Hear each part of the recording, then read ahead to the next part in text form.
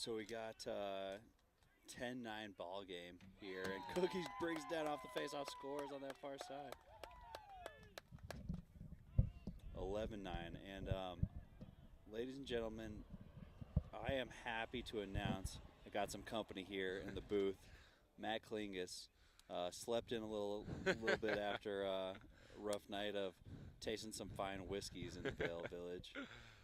Hey, we had a little roster hiccup as well. We were trying to track down our paper, but we got it back, and We finally had the accurate roster, so we know that number 88 isn't Upton, like I was calling for most of the day. Oh, yeah. And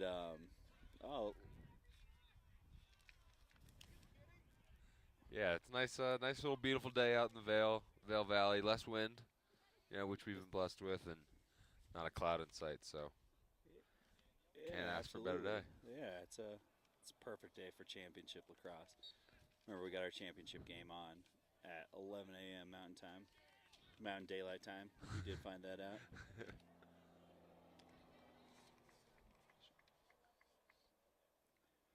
Cookies takes another quick shot. Can't get past the keeper on this one.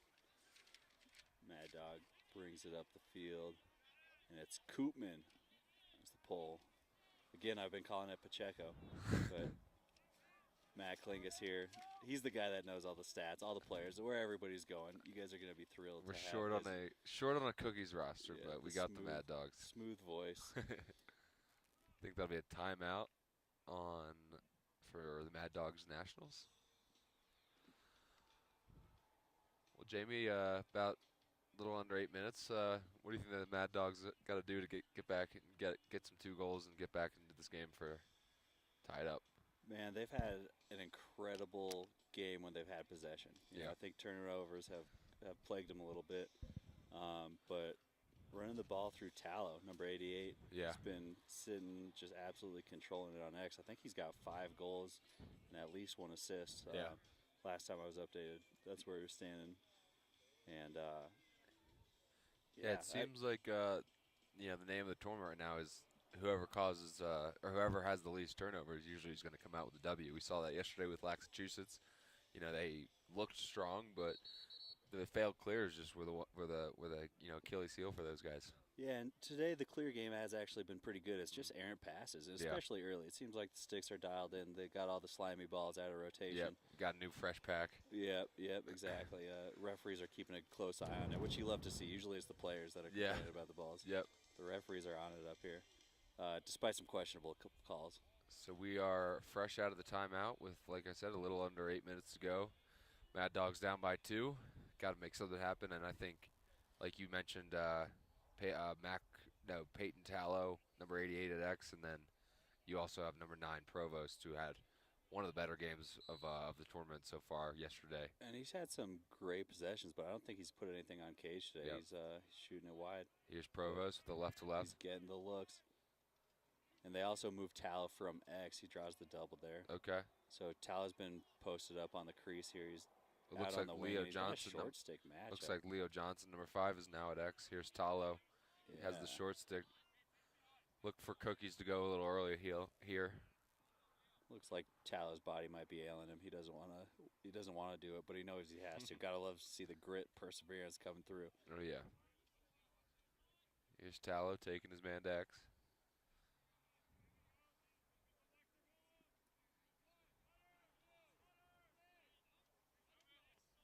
Job, Reese. Here's Pearson. Another short stick matchup. We've seen his right-handed rips all day. I believe Pearson's a local guy. Mountain Vista. Oh, yeah, down in Denver, Highlands Ranch. Mountain Vista, I believe, actually won the state championship this year.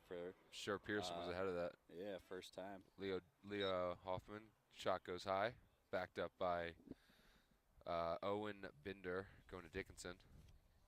God, it's nice to have Matt Klingus here. You guys hit up the comments. Send some love to Matt for having the accurate rosters and some names. Yep. Maybe even some colleges we'll hear thrown out here as the fourth quarter. Here's Binder with a short stick. He'll look to go on this one. Binder's a quick little guy. Not the biggest guy out there, but he's got a quick first step. Yeah, it seemed like he kind of had that step on the rollback last footing. Ooh, Provost is able to maintain possession off of a nice back check. Beecham on the crease with a shot, goes wide. Backed up by Hoffman, so Mad Dogs with a lengthy possession here. Yeah, that was a great little stick on the crease. Yeah. You say that was Beecham on the crease? That was Beecham, yeah. Yeah. Beecham he didn't have much space, but he kind of took his time. Yep. Rip. Beecham at a La Costa Canyon, I believe. So here's Hoffman. Hoffman, one of the most highly recruited players in the country, going to Penn next year. Here's Pearson. Pearson's a future Towson Tiger. Here's Tallow.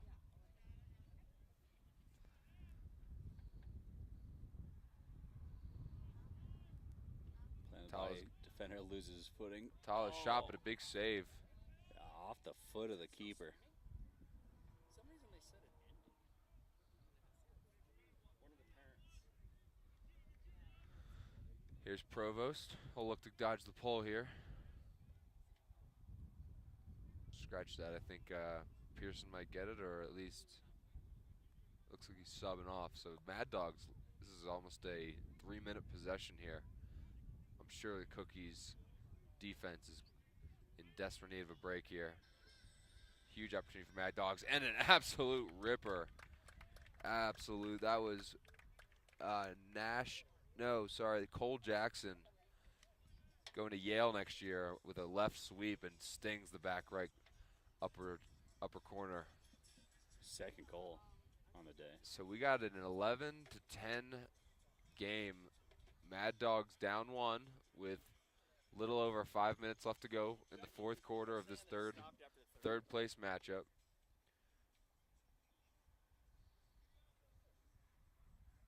All anticipating for that incredible, highly touted matchup for the championship of the U19 division between Team Colorado and the Adrenaline Tropics. Face-off won by Cookies. Long pull number 19. He's been really solid on the wing play. Here's number 99 for Cookies. Cookies is predominantly Colorado players. I believe a few national guys sprinkled in there. So they might have the advantage here being the local guys. Ball getting worked around Cookies. There were no rush. 4:30 left to go in the fourth quarter. Up 1 goal. Man, we've seen a game of runs today. Cookies haven't given up the lead, but they've gone ahead. Yep. And then they've come back. Mad Dogs tied it up 2 times. For sure. And I think Ben Abel, the goalie for Mad Dogs, has really been standing on his head. You know, I saw a couple of hustle plays and just some kind of big saves that maybe got Mad Dogs juiced up as that shot rings off the post. Loose ball scrum, still loose on the ground, picked up by Mad Dogs Nationals. That's number 33, Brody Ree, going to High Point.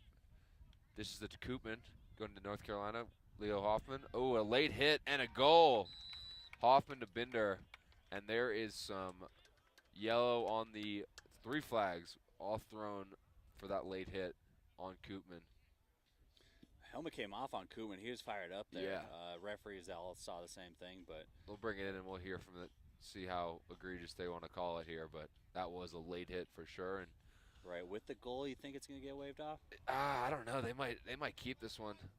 And the issue here is which is a huge momentum Yeah. change. They just tied it up 11-11. tie game, and Mad Dogs now have the advantage. And Mac Just Upton. under 4 minutes left. Yeah, and Mac Upton is a very, very skilled face-off guy that can keep possession for the Mad Dogs if they have to, if this stays into a non-releasable penalty. I don't know if the hit was as vicious as one we've seen here, but maybe due to just the lateness, that could get called a 2-minute non-releasable. So Yeah, and anytime the helmet flies off, the refs are thinking it came a little bit high. So here's the call. As the officials head to the scores table. Goal's good. Hit to the head. We're going to get a 1-minute penalty, I believe. Yeah, it looks like a 1-minute illegal body check. Yep. Don't think it'll be a non-releasable. It's not locked in, but this is a big man-down face-off for the Mad Dogs Nationals to see if they can get ahead here, and also for Cookies to, keep this even ball game. They're down a man, so look for number 23 on Cookie's face-off guy to maybe push it back to their wing guy, number 10, or maybe even push it forward and win it himself. Upton loses the clamp initially, but gets the ground ball, but then throws it away, thinking that Koopman was still going to be on the ground there. Jim Stagnita is furious on the sidelines there. Cookies have the ball. A man down. Not able to match up either, so they're able to clear. Tie ball game, 11-11 with 3:30 left in the fourth. So Cookies look like they're going to nurse this penalty, and Mad Dogs are going to try and bring the double here. Mad Dogs not really being aggressive pushing out. Yeah, they still have 30 seconds left on the penalty. You'd rather either see an aggressive, like your extra man ready to slide with an aggressive defender, or else really hand that double. They're not down, so it is a tie ball game as the Koopman takes a slip, but then their O guy slips as well. Koopman with a nice check to dislodge that ball. Mad Dogs gets the ground ball. There's still some time. Man, everybody slipped on the field. Yep, still loose ball scrum. Abel's able to scoop this ground ball. A little wordplay. Nice. Abel's able to do it. Provost gets it up. So penalty released, all even. Provost still has an opportunity here on the transition as the shot goes wide. 2:38, Mad Dogs has the ball here. Look to maybe potential timeout coming, and yes they do. This is a timeout, Mad Dogs. Looks like they'll get maybe draw up something. Your Mad Dogs coach, what are you drawing up, you think? You think maybe the invert or a sweep across? We saw Provost can dodge a pole, but yeah, the slides have been really quick to come today from Cookie, and so the backside has been open all day. Yeah, they've been taking advantage of the short stick matchups, and I think that's the play. You know, Pearson, Provost are the guys that they like having the ball in their hands. Jackson's been really good too. Jackson, we saw with that right to left rip, he has that ability to sling it from distance on the run. But yeah, I mean, Mad Dogs, they're an interesting team. They're a lot of guys that normally don't play together, and that's the issue. When you come to these types of tournaments, you don't have much time to kind of get some chemistry with your guys. So I think by this time we've seen a little bit more sharing of the rock, so to speak, and I've seen definitely some more assisted goals. So look for Coach Stagnita to draw something up where, like you said, maybe a skip through to the backside. Yeah, it's been open all day. That's how they've been putting up a bunch of those buckets. And it seems like Tallow is hurting a little bit, so I don't know if we're going to see any more dodges from him unless it's. Well, he's been the workhorse. I'm sure he's been a little gassed here. So coming out of the timeout, 2:38 left in the third place matchup.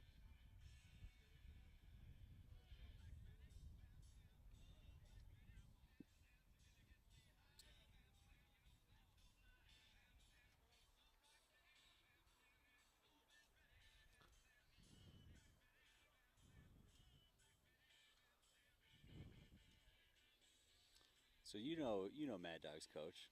Yep. Give us a little insight. What do you think he's drawing up here? So I think, Jim Stagnita, we were actually talking with him yesterday. He is one of the more accomplished coaches in lacrosse. I mean, in the echelon of Tierney, Danowski. I mean, those kind of guys that just have years under their belt in terms of experience. So I think you're looking to just see who can beat a guy, who's their fast dodgers.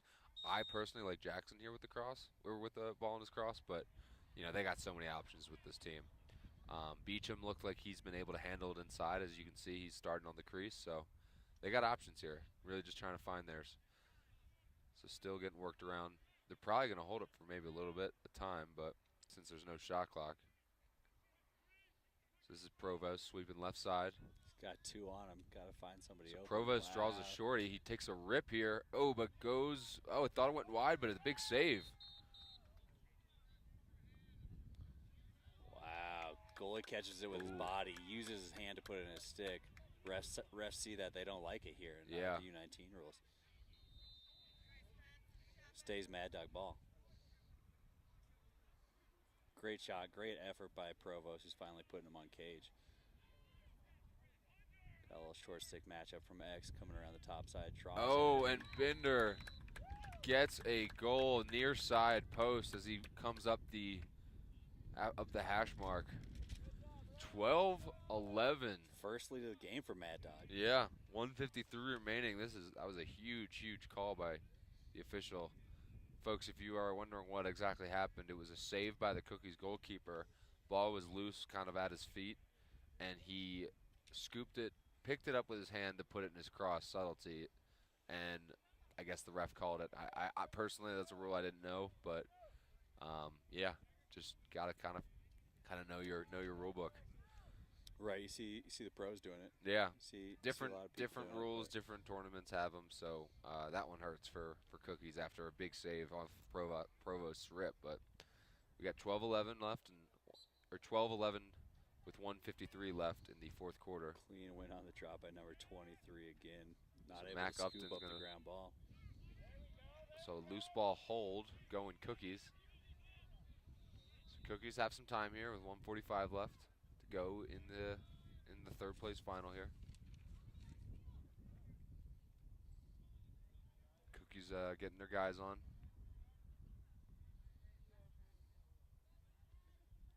So the Cookies here are going to take Pacheco and do an invert here. Dodge the short stick behind the cage. Look for some action on the crease. Oh, and an easy dunk. Looked like Mad Dogs were not matched up there. Seemed like everybody was ball watching. Yeah, it was an easy little feed to the crease, and we got a tie ball game, 12-12 with 1:20 left to go. So this third place game will come right down to the final minutes. Every play now is that much more weighted heavily on who's going to have the edge here. Big face-off ensuing up here for possession. It's been a battle at the face-off X. Yesterday we saw Mad Dogs dominating, but today's just been a 50-50 battle. It seems like Cookies are getting a lot of the draws. Yeah. But the ground ball game, especially at the face-off, is going to the way of Agreed. It Mad seems Dog. like Mac Upton is able to, he's doing well on the ground balls itself. Like you said, Cookies are getting the clamp, but Mad Dogs are winning the ground balls as they get a push call here. So it'll be Mad Dogs ball with just a little bit over 1 minute left to go in the game here. Jackson has the ball up top. He's got a short stick, so this could be a opportunity here. Provost is going to dodge the pole, however. Pole's playing way out on the Provost high sweeps side left. dodge. Ooh, great Binder stick, picks up. but he picks it up. Ooh, shot wide. Binder was able to keep possession and get a shot on, but bounces high over the cage. 46 seconds left. Here's Leo Hoffman. Little two-man game from the back. Leo Hoffman feeds cutter. Beecham, and it's a goal. Beecham cut across the crease. That's a Penn Quaker to Penn Quaker connection. And Leo Hoffman just eyes up, showing the kind of feeder that he is.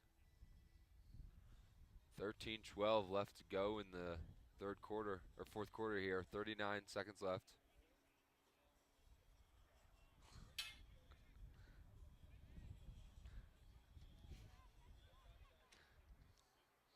This is Hoffman's third assist on the day, too. So this is an interesting call here. Mac Upton is not taking the face. They're actually putting Koopman, the pole, on the face-off. Maybe trying to draw up something and, when you put a pole on the face, they're 9 times out of 10 they're not going to win the clamp, but the pressure itself is kind of what with you the look lead, for. they're just looking to kind of Play some dry defense out here. the time here. Clean win, though. Oh, what is the call here? So I think it was they left the. Sounds like they left the wings too early, and the fans here are not happy with that call. After a real clean win Yeah. from the Cookies. Yeah, that could have been huge. Provost sweeps. So right now, Mad Dogs have to keep it in, and they're pulling the goalie out of the cage. They're going to try and double here. Right. Just Have an two short opportunity sticks here, playing but Binder defense on X. gets by the man, spins out of it, still has the ball, just running around. 14 seconds left to go. And right now it seems like Mad Dogs are going to come away with the third place finish here against the Cookies. What a game, Matt. What a game. Exciting game, and Mad Dogs come from behind victory over Cookies. They didn't have the lead until 3 minutes left in the game. Yep. And they were able to. You saw their composure and kind of that highly skilled, just offense and defense. Big saves by Abel, and honestly, the ground ball play on the wings, I think, were the difference maker in that fourth quarter finish. So. Absolutely. Hey, thanks for joining me for the end of the game, Matt. Yeah. And Glad I thanks could for make watching, it fans. in, and yeah, guys, we got a matchup in 20 minutes, I guess, for 11 o'clock championship start between the Tropics and Team Colorado. So don't go anywhere, folks.